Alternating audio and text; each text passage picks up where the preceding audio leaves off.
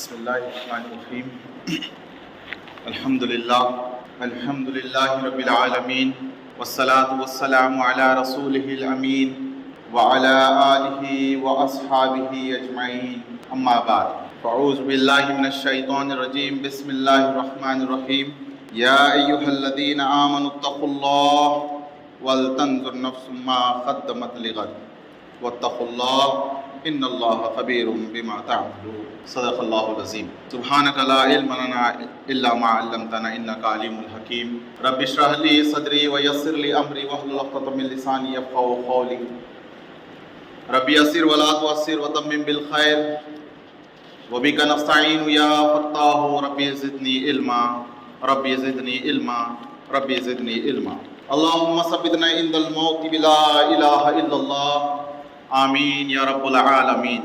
شفیق بزرگوں، نوجوان ساتھیوں اور نونہال بچوں، السلام علیکم ورحمۃ اللہ وبرکاتہ۔ اللہ سبحانہ و تعالیٰ اس کائنات کی تخلیق کی، جب اس کائنات کو، عظیم کائنات کو اس نے پیدا کیا، اس نے ہماری اس دنیا کو بھی بنایا، اس دنیا کو ایک مرکزی حیثیت اس نے عطا کی، اور پھر جب اس دنیا کو مکمل طور پہ اس کو تیار کر دیا، ہر چیز سے، سورج سے، چاند سے، آب و ہوا سے، پانی سے، ساری چیزوں سے جب لبریز کر دیا، پھر اس نے انسان کو پیدا کیا، پھر انسان کو پیدا کر کے اس کو ایک بہت بڑا مرتبہ دیا، اس کو مرتبہ عطا کرا، اس کو خلیفہ والا لقب عطا کیا، اور پھر اس کے ساتھ ساتھ دنیا کے سب سے پہلے انسان حضرت آدم علیہ السلام کو جیسا پیدا کیا آپ نے، تو اللہ تبارک و تعالیٰ نے حضرت آدم علیہ السلام سے تا نبی صلی اللہ علیہ وسلم تک اپنی ہدایات کو بھیجتا رہا، انسان کو زندگی عطا کر کے اس کے ساتھ ایک مقصد کو اللہ نے پیدا کیا، اس مقصد کے پورے کرنے کے لیے، اس مقصد کو پورا ہونے کے لیے، اس کے لیے جو راہیں ہیں اللہ تبارک و تعالیٰ نے اپنی ہدایت کے مطابق، اپنی کتابوں کے مطابق انسان کو راستہ دکھایا، انسان کو کہا کہ تم اس پر چل کر کہو کہ قل ھذہ سبیلی ربی، یہی تو میرے رب کا راستہ ہے۔ راستہ چلتے کئی ایسے شیطان آپ کو ملیں گے زندگی میں جو گاہیں بگاہیں آپ کو بھٹکاتے رہیں گے۔ اللہ تبارک و تعالیٰ نے کہا کہ اس کتاب کے مطابق اگر آپ چلو گے تو آپ کو صراط مستقیم پر چلے گے، آپ اپنے کامیابی والے راستے پر اس کے سمت جائیں گے۔ اللہ تبارک و تعالیٰ نے ساری سہولتوں کے ساتھ انسان کو کتاب عطا کی۔ جب اللہ کے رسول صلی اللہ علیہ وسلم پر جو کتاب نازل ہوئی قرآن مجید، اس میں تقریباً 25 انبیاءوں کا ذکر ہوا ہے، 24 انبیاءوں کا ذکر ہوا ہے۔ مفسرین کہتے ہیں کہ کم و بیش اندازہ لگاتے ہیں، کہتے ہیں کہ 1,24,000 انبیاء کرام اس دنیا پر آئے ہیں، اور ان سب کے ساتھ جو اللہ تبارک و تعالیٰ نے جن کو کتابوں کو حکم دیا تھا، اللہ تبارک و تعالیٰ الگ الگ انداز سے اپنے بندوں کو راہ راست پہ لانے کے لیے وقتاً فوقتاً اپنی کتابیں اتارتا تھا۔ عزیز ساتھیوں، اکتوبر 7 کے بعد 2023 سے ہم نے جو ہے ایک نام بہت سنا، غزہ، حماس، فلسطین، اسرائیل، یہ نام ہم نے بہت سنا ہے۔ جب آپ قرآن کا مطالعہ کرتے ہیں، آپ کو وہاں پر بھی اسرائیل کا نام آپ سنتے ہیں۔ اللہ تبارک و تعالیٰ کئی مرتبہ اس کا ذکر قرآن میں کیا، اس قوم کا۔ اللہ تبارک و تعالیٰ قرآن میں اشارہ کرتا ہے، وہ کہتا ہے کہ ہم نے تورات کو نازل کیا، ہم نے اپنی جانب سے کتابوں کو اتارا، کتابوں کو بھیجا، جس میں ہدایت بھی تھی، نور بھی تھا، روشنی بھی تھی، توفیق بھی تھی، حکمت بھی تھی، اور بصیرت بھی تھی، اور یہ انسانوں کے لیے ان کی رہنمائی کا سامان تھا۔ اور سارے انبیاء کرام اور وہاں کے اولیاء، علماء، فقہا اسی کی روشنی میں، اسی کو بنیاد بناتے ہوئے اپنے فیصلے کرتے تھے، اور پھر اسی لیے اللہ تبارک و تعالیٰ نے اس کتاب کی ذمہ داری ان کے کاندھوں پر ڈالی تھی۔ اور ہم یہ دیکھتے ہیں قرآن کے حوالے سے ہم کو پتہ چلتا ہے، جو کتاب کی ذمہ داری بنی اسرائیل کے کاندھوں پر ڈالی گئی تھی، بنی اسرائیل نے اپنی پیٹھ پیچھے چھوڑ دیا، اللہ کی ان باتوں کو اس نے اپنے پیچھے چھوڑ دیا، اور اپنی من پسند چیزوں کو اپنے نفس کو جو چیز لبھاتی تھی وہ کرتے رہے۔ جب کتاب کی ذمہ داری اور اس کی حفاظت کی ذمہ داری بنی اسرائیل کو دی گئی تھی، وہ اس ذمہ داری کو نبھا نہیں سکے۔ وہ اپنی ذمہ داری سے جو ہے بھاگ گئے، اپنے نفس کو جو چیزیں اچھی لگتی تھی وہ اپناتے تھے اور بقیہ دین کی چیزوں کو چھوڑ دیتے تھے۔ لیکن قرآن کے معاملے میں اللہ خود کہتے ہیں کہ اس کی حفاظت کی ذمہ داری ہمارے ذمہ ہے۔ اس کی حفاظت کا بیڑا اللہ نے اٹھا رکھا ہے، انشاءاللہ تا قیامت تک اس کے اندر کوئی بدل نہیں ہوگا۔ اور جب بنی اسرائیل کے قوم کے جو مقصد کی بات کہی گئی، قرآن اس کو کہتا ہے سورہ مائدہ کے اندر، اور اگر قوم بنی اسرائیل تورات و انجیل کو قائم کرتے اور اس کی ان ساری کتابوں پر بھی ایمان لاتے اور ان کو اپنے اوپر، اپنی سوسائٹی میں، اپنے گھروں میں اگر وہ نافذ کرتے، تو اللہ کہتا ہے کہ ان کے لیے آسمانوں سے رحمتیں اترتی، ان کے لیے برکتیں اترتی، اور اللہ کہتا ہے کہ ان کے ساتھ سرفرازی کامیابی کے معاملے ہوتے، ان کے ساتھ کامیابی والے فیصلے ہوتے، اور اللہ تعالیٰ کہتا ہے کہ زمین سے ان سے برکتوں والے غلے اٹھاتا۔ لیکن انہوں نے برائیوں کو اپنا شیوا بنا لیا، اپنی نفسانی خواہشات کو اپنا شیوا بنا لیا، اور پھر ہم دیکھتے ہیں فَاذْكُرُونِي أَذْكُرْكُمْ وَاشْكُرُوا لِي وَلَا تَكْفُرُونَ۔ اللہ کہتا ہے کہ تم میرا ذکر کرو، تم مجھے یاد رکھو، میں تمہیں یاد رکھتا ہوں۔ اللہ کا کنڈیشن ہے، یاد کرنا محض زبان سے یاد کرنے کے نہیں ہے۔ اگر یہ بات کہوں تو صرف زبان سے کہہ دیا لا الہ الا اللہ تو کیا حاصل، دلو جا مسلمان نہیں تو کچھ بھی نہیں، وہ ذکر کی بات نہیں۔ ذکر سے مراد آپ کے زندگی کے ہر معاملات میں آپ اللہ کو یاد رکھیں۔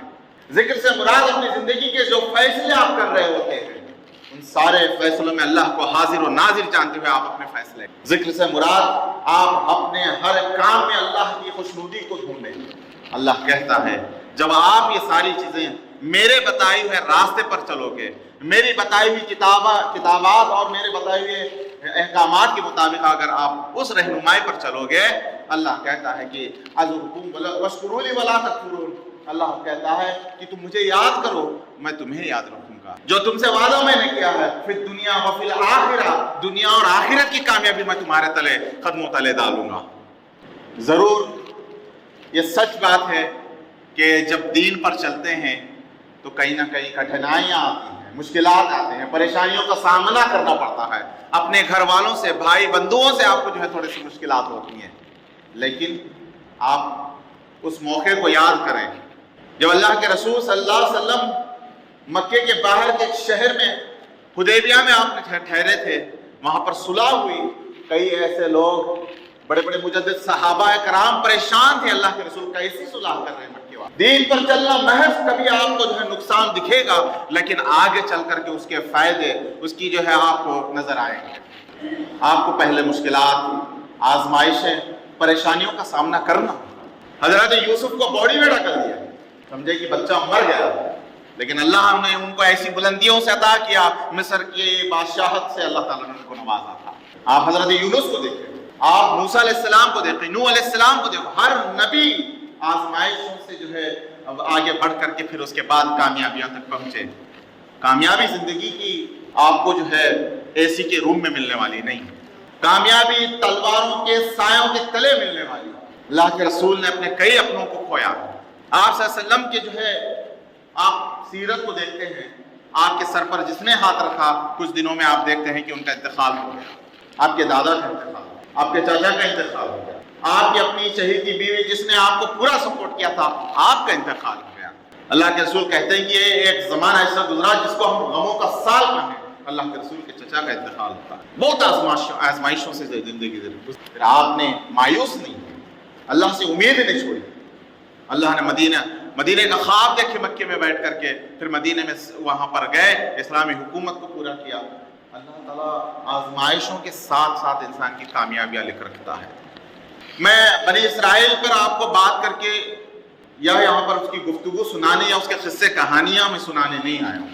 اس خطبے کے حوالے سے میں کچھ ہمارا آئینہ دکھانے کے لیے اللہ تبارک و تعالیٰ بنی اسرائیل سے جا بجا جہاں پر ہم کو اس کے حوالے سے جو عبرت لینے کا حکم دیتا ہے، میں اس آئینے کو دکھانے کے لیے یہاں پر کھڑا ہوں۔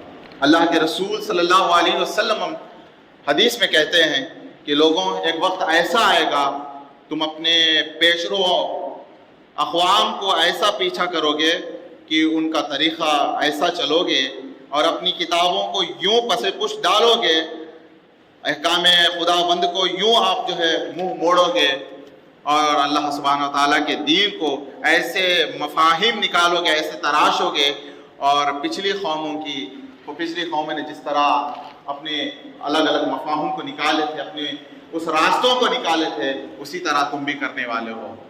صحابہ کرام نے، اللہ کے رسول آگے بات کہتے ہیں کہ حتیٰ کہ وہ اگر کسی بل میں گھس گئے، تمہارا معاملہ یہ ہوگا، تم بھی ان کی قدم بقدم گز بگز تم ان کے پیچھے پیچھے چلتے جاؤ گے۔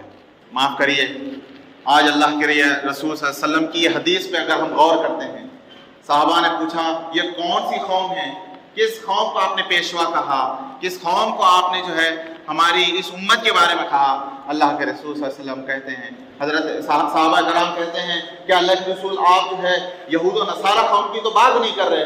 اللہ کے رسول نے کہا، آپ صلی اللہ علیہ وسلم نے کہتے ہیں کہ ہاں یقیناً یہ وہ امت تھی جو دنیا کا آخرت کا ان کے پاس جو شعور تھا، جو دنیا کے اندر اللہ کے دین کو اتنا لازم کر چکے تھے، یہ وہ قوم تھی۔ آج وہ قوم وہی یہود و نصارہ کے نقش قدم پر چلنے والی بنی، ان کے جیسا ہمارے وہ جس طرح کتابوں کے اندر تحریف کر دیے تھے، وہ جو اچھا لگتا اس پر عمل کرتے تھے، اور جو ہے ان کو تھوڑا سا کٹھن دکھتا تھا، آزمائش دکھتی تھی، وہ ساری چیزوں کو چھوڑ دیتے تھے۔ آج ہمارا جائزے کا وقت ہے، اپنے آپ سے سوال کرنے کا وقت ہے، اپنے دل سے آپ سوال کریں، کیا ہمارا معاملہ اسی طرح کا ہے؟ کیا ہمارا قرآن کے ساتھ کیا معاملہ ہم ایسے ہی کرتے ہیں؟ قرآن کے اندر جو احکامات اللہ تبارک و تعالیٰ نے ہم کو بتائے ہیں، کیا ہم اسی طرح چلتے ہیں، یا پھر ہم اس بنی اسرائیل کے جیسا، جس طرح بنی اسرائیل نے جو ہے جو چیزیں اچھی لگی ان کو وہ کرتے تھے اور بقیہ چیزوں کو تحریف کرتے تھے؟ کیا ہمارا معاملہ اسی طرح ہے؟ ہماری زندگیوں کے اندر کیا ہم اللہ کی وہ ساری چیزیں ہو بہو ہم اپناتے ہیں؟ ایک بار یہاں پر کھڑے ہو کر کے جو ہے اپنے آپ سے سوال پوچھئے گا۔ بات اگر عقیدے کی ہے، بہت سارے لوگ کہتے ہیں کہ جو ہے ہم کلمہ گو ہیں، کلمہ پڑھنے والے ہیں، اللہ تعالیٰ ہم کو ضائع کرنے والا نہیں ہے، اللہ ہمارے لیے جنت گارنٹی لکھ دیا، ہمارا سب کا ایمان ہے۔ بے شک یہ بات صحیح ہے، لیکن یہود و نصارہ کا معاملہ بھی یہی تھا۔ قرآن کے اندر اللہ فرماتے ہیں کہ یہ سمجھتے تھے کہ جنتیں صرف انہی کے لیے بنائی گئی ہے، اور اپنے نفس کو خدا بنا بیٹھ کے جو ہے ساری چیزیں کرتے تھے۔ کیا سمجھتے ہیں آپ؟ اللہ سورہ ملک میں کہتا ہے کہ تبارک الذی بیدہ الملک وہو علی کل شیء قدیر الذی خلق الموت والحیاۃ لیبلوکم ایکم احسن عملا۔ زندگی جو معاملہ ہے، اللہ تبارک و تعالیٰ نے جو زندگی عطا کی ہے، یہ زندگی کھیل تماشا نہیں ہے۔ اللہ کہتا ہے کہ یہ امتحان کا ہے، یہ جو زندگی آپ کو عطا کی گئی ہے، اللہ کہتا ہے کہ یہ تمہارا امتحان لینے کے لیے دنیا میں بھیجا ہوں۔ اگر ہم عقیدے کی ہی بات کرتے ہیں، ہم میں اور دوسرے لوگوں میں جو مورتیوں کو پوجا کرتے ہیں، جو دکھتا نہیں ہے، جو کچھ ہے نہیں، جس کی کوئی حیثیت نہیں، اگر اس کو خدا بنا کر بیٹھے ہیں، ہم نے تو بہت پہلے ان مورتیوں کو توڑ دیا تھا۔ لیکن معاف کریں، بات تھوڑی سی سخت ہوگی، لیکن یہ بات کہیں نہ کہیں سچ بھی ہے، ہم نے جو ہے ہمارے خواہشات کو خدا بنا کر بیٹھا۔ اللہ خود قرآن میں کہتا ہے تم نے اگر اپنے نفس کو خدا بنا لیا تو تمہارا انجام برا ہوگا۔ ہمارے دل کے اندر جو مورتی بیٹھی ہوئی ہے، ہمارے دل کے اندر جو اس کو جو ہم نے خدا بنا کر بیٹھا ہے، اذان ہوتے رہتی ہم اپنا فیصلہ کرتے ہیں، حی علی الصلاۃ حی علی الفلاح کی صدائیں ہمارے کانوں تک آتی ہیں اور ہمارے کاموں میں مشغول رہتے ہیں۔ اللہ کہتا ہے کہ سود لینا حرام ہے، تو ہم کہیں نہ کہیں اس میں ملوث ہو جاتے ہیں۔ ہم کئی ایسے برائیوں کے اندر ملوث ہیں، جبکہ اللہ اس سے روکنے کا حکم دیتا ہے، ہم اس کو کر بدل بیٹھتے ہیں۔ ایک مرتبہ ہمارے روزوں کا جائزہ لیں، ہمارے روزے کیسے ہیں؟ کیا ہمارا روزہ صرف بھوکا رہنے کا نام ہے؟ رمضان بعد رمضان، رمضان بعد رمضان آتا ہے، کوئی تبدیلی نہیں ہے، ہمارے کوئی تبدیلی نہیں ہے۔ کئی رمضان ہمارے زندگیوں سے گزر گئے، رمضان کا جو چاند دکھ جاتا ہے اس کے بعد ہمارا جو ہے ہم بالکل ویسے ہی ہو گئے جیسے پہلے تھے۔ ہماری نمازیں بے روح نمازیں ہیں، ہماری نمازوں کا جائزہ لے کر دیکھیں۔ سجدہ عشق ہو تو عبادت میں مزہ آتا ہے، خالی سجدے میں تو بس دنیا ہی بسا کرتی ہے۔ تیرے سجدے تجھے کافر نہ کرتے، تو جھکتا کہیں اور ہے، سوچتا کہیں اور ہے۔ یہ ہمارا معاملہ ہے۔ ہمارے سجدے، کیا ہماری نماز ایسی ہے کہ ہم اللہ کو دیکھ رہے ہیں یا وہ ہم کو دیکھ رہا ہے؟ ہماری نمازیں بے روح ہیں۔ اگر ہماری نمازوں کے اندر وہ باقی نہیں ہے، وہ نمازیں صرف ایک ایکسرسائز کے سوا، ایک مراسم کے سوا کچھ اور باقی نہیں۔ ایسی نمازوں کو کل قیامت کے روز اللہ تبارک و تعالیٰ کالا کپڑا بنا کر کے منہ پر مار دے گا، لے اپنی نمازیں۔ ایسے روزے جو ہم صرف بھوکے رہنے کے سوا، خود اللہ کے رسول صلی اللہ علیہ وسلم نے فرمایا کئی ایسے روزدار ہوں گے جن کو صرف بھوک اور پیاس کے سوا کچھ ملنے والا نہیں۔ ایسے روزوں کا کیا، ایسی نمازوں کا کیا، ایسی زکوٰۃ کا کیا، ایسے حج کرنے کا کیا، صرف جمع خرچ کے سوا کچھ نہیں ہونے والا۔ آج اپنے جائزہ لے کر اپنا احتساب کریں، اپنے دل سے سوال کریں، سچے دل سے اگر اللہ کے سامنے جھکیں، انشاءاللہ اللہ تبارک و تعالیٰ سے امید ہے کہ اللہ ہمارے پچھلے سارے گناہوں کو معاف کرے۔ علامہ اقبال کہتے ہیں کہ رگوں میں وہ لہو باقی نہیں ہے، وہ دل وہ آرزو باقی نہیں ہے، نماز روزہ زکوٰۃ حج یہ سب باقی ہے لیکن تو باقی نہیں ہے۔ یہ اپنے آپ میں سوال ہے۔ کہیں نہ کہیں ہمارا دین جو ہے وہ ظاہری دین رہ گیا، اس کا جو اصل مقصد تھا انسانوں کی زندگیوں کو تبدیل کرنا۔ قرآن کے حوالے سے قرآن کے بارے میں آیا، قرآن زندوں کے لیے، زندگیوں کو تبدیل کرنے کے لیے یہ قرآن آئی تھی۔ ایک موقع ہوا، حضرت عمر رضی اللہ تعالیٰ عنہ اپنی فوج کے ساتھ آگے بڑھ رہے ہیں، کسی موقع پر رک جاتے ہیں اور زار و خطار رونے لگے۔ عمر سے پوچھا گیا، حضرت عمر رضی اللہ تعالیٰ آپ بتائیں اتنے بڑے خلیفہ ہیں آپ کیوں رو رہے ہیں؟ حضرت عمر کہتے ہیں کہ یہ وہ عمر ہے جس کو بچپن میں بکری یا اونٹ چرانے نہیں آتا تھا۔ ان سے پوچھا گیا کہ پھر آپ اتنی بڑی حکومت سنبھال رہے ہیں، خلافت کر رہے ہیں، آپ یہ کہاں سے سیکھا آپ نے؟ آپ نے قرآن اٹھا کر کے بتایا یہ وہ قرآن ہے، اس عمر کو یہ عمر بنایا ہے کہ زندگیوں کو تبدیل کرنے کے، جو قوم زوال پذیر ہے، جو لوگ بے دم تھے، جن کو کچلا جا رہا تھا، جو کعبے کے سامنے آ کر کے اللہ کے کلام مبارک کو کوئی تلاوت کرتا تو اس کو مار مار کے بے ہوش کر دیتے تھے، ان لوگوں کو اللہ نے اس کتاب کے ذریعے طاقت عطا کی، ان کا دبدبا عطا کیا۔ آج ہم لوگ یہ قرآن رکھتے ہوئے گھروں میں، یہ کتاب رکھتے ہوئے گھروں میں ہم بھٹکے ہوئے ہیں۔ ہماری کتابیں، ہمارا قرآن ہمارے گھروں کی زینت بن کے رہ گئی۔ یہ قرآن مردوں کے لیے نہیں، جب مر جاتے ہیں تو ان کے حق میں ہم قرآن کی تلاوت کرتے ہیں۔ یہ مردوں کے لیے نہیں آئی، یہ زندوں کے لیے آئی ہے، زندہ دلوں کے لیے آئی ہے، زندگیوں کو تبدیل کرنے کے لیے آئی ہے۔ یہ قرآن کے ساتھ ہمارا رشتہ کیسا ہے؟ کیا یہ قرآن کے بتائے ہوئے راستے پر کیا ہم اپنی زندگیوں کو سنوار رہے ہیں؟ اور جو لوگ کر رہے ہیں ان کے لیے مبارکباد ہے۔ بات اگر ہمارے علم کی ہے، ہمارا علم کا جو معاملہ ہے، مسلمانوں کا علم اس کے پیٹ کے ساتھ جڑ گیا ہے۔ بہت سارے یہاں پر جو ہے کالج کے اسٹوڈنٹس ہیں، ان کو معلوم ہے ہم اتنا پڑھتے ہیں کہ کہیں نہ کہیں نوکری لگ جائے، بس کافی ہے اتنا۔ لیکن جو نئے نئے انوویشنز ہو رہے ہیں، جو نئی نئی چیزیں ایجاد ہو رہی ہیں، ریسرچ کا معاملہ جو ہے ہم نے یورپ کو دے دیا ہے، مغربی لوگوں کو ہم نے دے دیا ہے، آپ کریے۔ علامہ اقبال اس معاملے میں کہتے ہیں مگر وہ علم کے موتی کتاب اپنے آبا کی، جو دیکھا ہے ان کو یورپ میں تو دل ہوتا ہے سی پارا۔ وہ ہمارا معاملہ ہے کہ ہم نے لوگوں کو ہماری جو ہے یہ ساری چیزیں دے دی ہیں۔ وقت میں حضرت عائشہ کی جو بات کرتے ہیں تو دنیا کی سب سے بڑی محدثہ تھی، جنہوں نے سب سے زیادہ حدیثوں کو حفظ کر رکھا تھا۔ آپ ایسے آپ صلی اللہ علیہ وسلم کے کئی صحابہ کو دیکھیں، نئے نئے ان کے پاس جو ہے جدید علم ان کے پاس ہے۔ بدر کا میدان ہوا، جنگ ہوئی، علم کی اہمیت کو جانیے۔ اللہ کے رسول نے قیدیوں کو کہا کہ ادھر آئیے، آپ کے پاس جو نیا علم ہے آپ ہمارے لوگوں کو سکھائیے، ہم آپ کو چھوڑ دیں گے۔ ہمارے پاس علم کی وہ حیثیت، وہ اہمیت کی کمی ہے، آپ علم کو پیٹ سے نہیں جوڑیے۔ اور بات اگر ہمارے معاملات کی ہے، ہمارے معاملات کیسے ہیں؟ ہمارے معاملات کے اندر کوئی صفائی نہیں، ہمارے معاملات کے اندر جھوٹ ہے، ہمارے معاملات کے اندر فریب ہے، ہمارے معاملات کے اندر دھوکہ دڑی ہے، ہم لوگوں کے ایک دوسرے کو دھوکہ دیتے ہیں۔ ان معاملات کے ساتھ اللہ کے حضور کیا کھڑے ہوں گے؟ اگر معاملہ آیا ہے ہماری تجارت کا، ہمارے بہت سارے نوجوان اس بات کو کہتے ہیں، ان کے تجارت کی بات کرتے ہیں تو سود ان کے سامنے آتا ہے۔ نوکری کی اگر بات کرتے ہیں تو وہاں پر کچھ کرپشن دینے کی، کچھ پیسے دینے کی بات کرتے ہیں۔ ہمارے ان ساری حالات کو آپ دیکھیے، کوئی چیز کے اندر صفائی نہیں۔ جن جن چیزوں سے قرآن نے ہم کو روک رکھا تھا، جن جن چیزوں سے اللہ تبارک و تعالیٰ نے منع کیا تھا، ان ساری چیزوں کو آپ ہماری قوم کے اندر دیکھیں، ہماری امت کے اندر دیکھیں، ہمارے نوجوانوں کے اندر دیکھیں، ساری چیزوں کو ہم اپنا رہے ہیں۔ اور رہی بات سیاسی شعور کی، ہم لاشعور ہیں، سیاست کا سی ہم کو نہیں آتا، جبکہ یہ دین وہ تھا، ایک چرواہے کو جو ہے ایک وقت کا خلیفہ بنا سکتا تھا۔ آج ہم سیاست سے کوسوں دور ہیں، اللہ کی زمین پہ اس کے دین کو نافذ کیسے کریں گے؟ ہمیں چاہیے کہ اللہ کے دین پہ اس کے دین کو نافذ کرنے کے لیے ہمیں ہمارے معاشرے کے اندر ایکٹیو ہونا چاہیے، ہر معاملے کے اندر سوال کرنا چاہیے، برائی کو دیکھو تو ہاتھ سے روکنا چاہیے۔ ہم اس حد تک پہنچنا ہے۔ ہمارے گلیوں میں مسلمانوں کا محلہ ہم کہتے ہیں اس کو، ہمارے گلیوں کے اندر جو ہے شرابوں کی دکانیں ہیں، ہم پھر بھی جو ہے کھلے عام گھومتے ہیں۔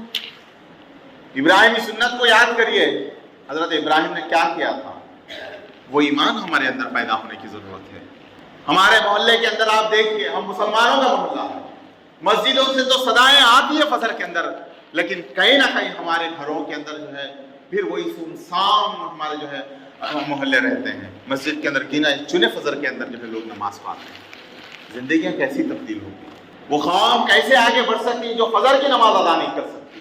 آپ کا دن کا اولین جہاد آپ کے لیے یہ ہوگا کہ آپ فجر کی نماز ادا کریں۔ آپ اللہ کے دین کے لیے کچھ اچھا کر سکتے ہیں تو وہ اپنے اوپر اپنے دین کو لاگو کر سکیں۔ ہم نے اپنے دین کو چھوڑ کر غیروں کے دین کو اپنا لیا ہے۔ یہ کوئی شعوری انداز ہے، جان کے ہم ایسا نہیں کر رہے ہیں۔ ہم تو یہ مسلمانوں کا لبادہ اوڑھ چکے ہیں، بس اتنا ہی۔ کہیں نہ کہیں ہمارے ہر عمل کے اندر غیر اسلامی حرکاتیں ہیں۔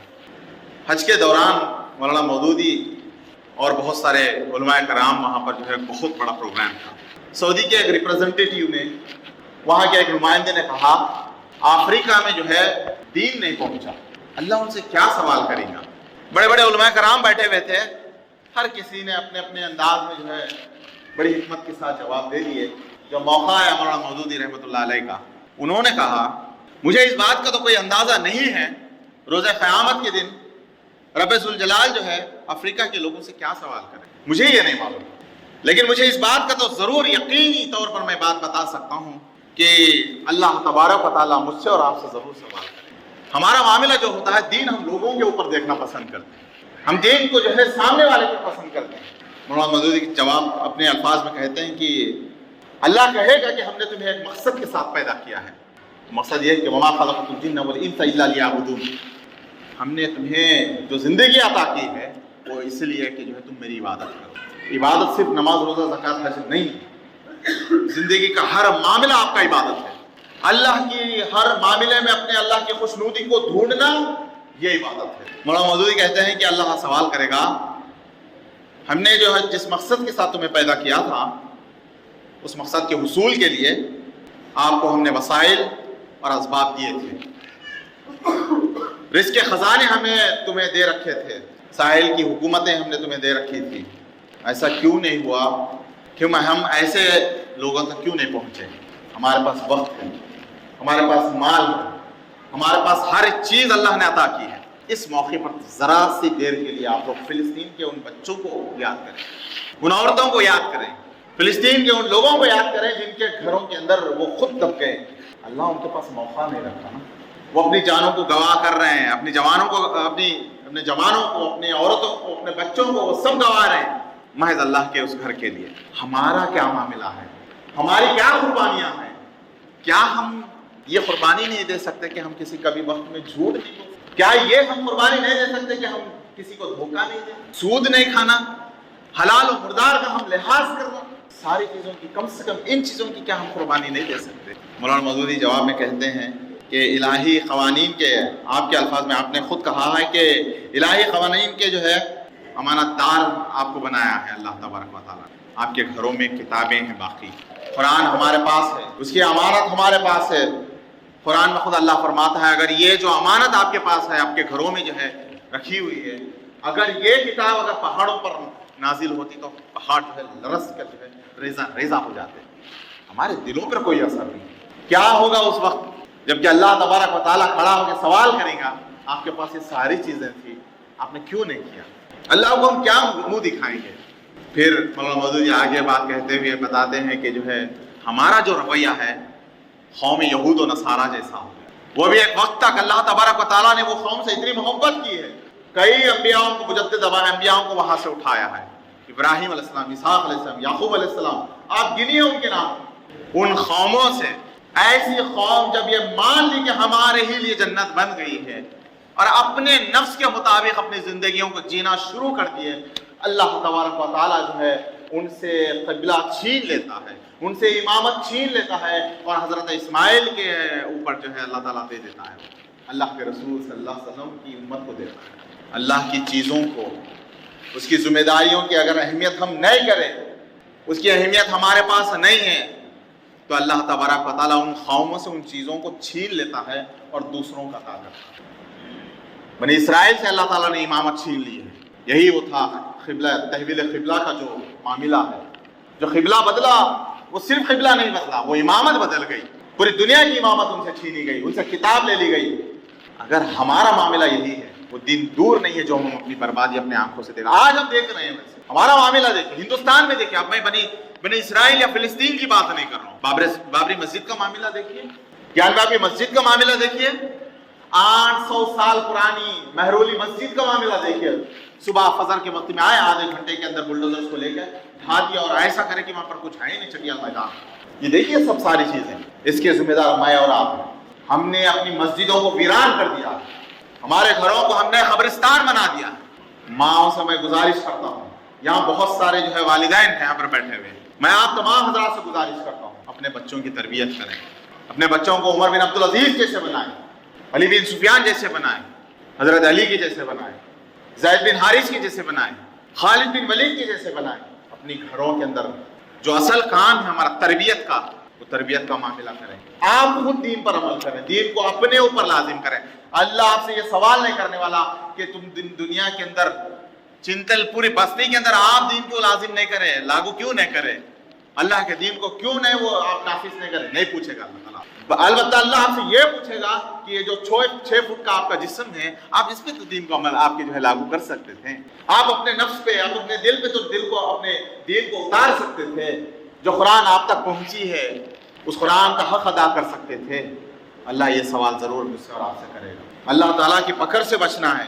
ہمارا جو معاملات ہے ہندوستان کے اندر، جو بگڑے معاملات دکھ رہے ہیں آپ کو، آپ کا قصور یہ ہے کہ آپ لا الہ الا اللہ محمد رسول اللہ بولنے والے ہیں، اسی لیے جا بجا پکڑتے ہیں، مارتے ہیں لوگوں کو۔ ہم کو لگ رہا ہے کہ ہم جو ہے یہاں پر ورنگل میں، چنتل بستی میں سیف ہیں۔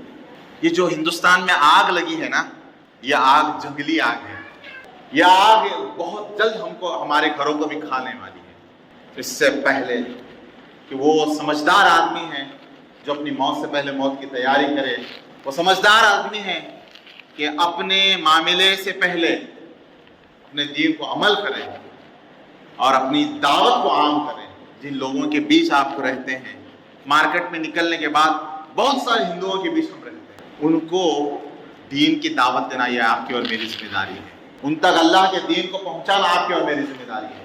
کیسا پہنچائیں گے؟ آپ جا کر کے ان کو بحث نہیں کرنا ہے ان سے، اور وہاں جا کر کے آپ ان کو یہ نہیں بتانا ہے کہ فلاں آپ غلط اور میں صحیح، نہیں، آپ بس اپنے دین پر عمل کرنا ہے۔ آپ اپنے دین پر عمل کریے، وہی سب سے بڑی دعوت ہوتی ہے۔ آپ برائیوں سے رکیں، گالی گلوچ سے رکیں، کینہ بغض سے بچیں، آپ سود لینے سے بچیں، حرام خوری سے بچیں۔ آپ لوگوں کو یہ سارے معاملات کرتے ہوئے دیکھیں تو ان کو روکیں۔ اللہ تبارک و تعالیٰ خود قرآن میں فرماتا ہے کہ آپ برائی کو دیکھو تو اپنے ہاتھ سے روکیں۔ آخری بات، میں اپنی بات اس بات کے حوالے سے جو ہے اپنے اس خطبے کو جو ہے اختتام پہ پہنچاتا ہوں۔ مولانا امام حالی فرماتے ہیں اپنی کتاب میں، اگر اللہ کی مصلحت یہ ہوتی کہ اس کتاب کے بعد اگر کوئی کتاب آتی، اس رسول کے بعد اگر کوئی رسول آتا، تو اس کتاب کے اندر ہماری قوم کے بارے میں لکھا ہوتا اور ہمارے آنے والی نسل اس سے عبرت حاصل کرتی، جس طرح میں اور آپ بنی اسرائیل کے بارے میں عبرت حاصل کرتے ہیں۔ اللہ سے دعا کرتا ہوں کہ اللہ تبارک و تعالیٰ ہم کو دین پر عمل کرنا آسان کریں، اور اللہ تعالیٰ آپ کی ناراضگی سے بچائیں، اللہ ہمیں دنیا جہانوں میں کامیابی عطا کریں، اللہ آپ کے غصے سے، غضب سے بچائیں، اللہ ہندوستان کے معاملات، دنیا کے معاملات کو اللہ بہتر سے بہتر کریں، اللہ فلسطین کے مسلمانوں کی حفاظت کریں، اللہ ہمارے محلے سے، اللہ اس ہندوستان سے دین کا بول بالا عطا کریں، اللہ ہماری دعاؤں کو قبول فرمائیں، اللہ ہمیں دونوں جہان میں کامیابی عطا کریں۔ وہ آپ کے ذات میں آخر الحمدللہ رب العالمین۔